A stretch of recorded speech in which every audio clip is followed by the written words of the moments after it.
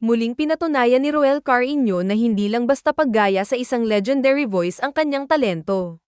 Sa isang pagkakataon sa Itbulaga, pinagbigyan niya ang request ng isang netizen na kantahin ang klasikong awitin na And I Love You So, na higit na nakilala sa bersyon ni Perry Como.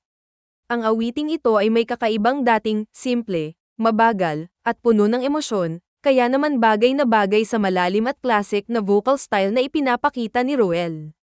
Habang nagsisimula ang kanta, agad na mararamdaman ang pagbabago ng atmosphere. Hindi kailangang lakasan ang boses para makuha ang atensyon.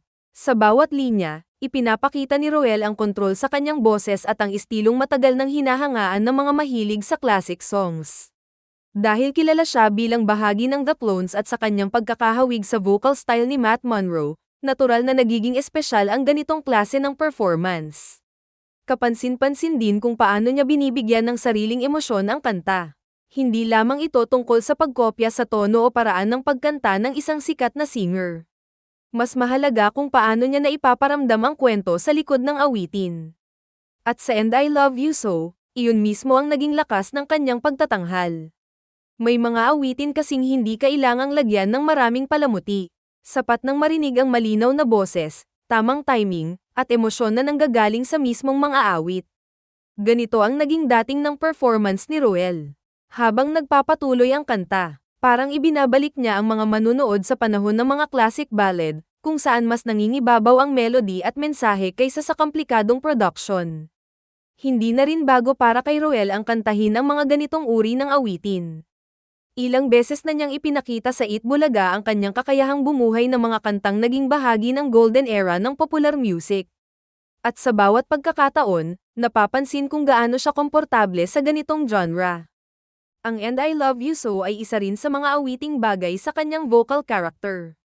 May lamang ang tono, may lalim ang pagkakanta, at may nostalgia na madaling makuha ng mga nakikinig.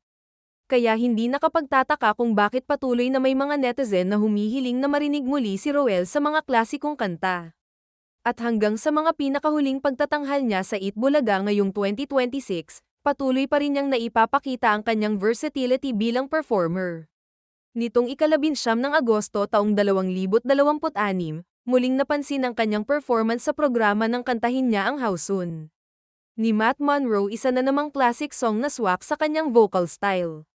Ipinapakita lamang nito na habang patuloy na lumalawak ang kanyang exposure sa Itbulaga, nananatiling mahalagang bahagi ng kanyang identity bilang performer ang mga awiting may classic at timeless na tunog.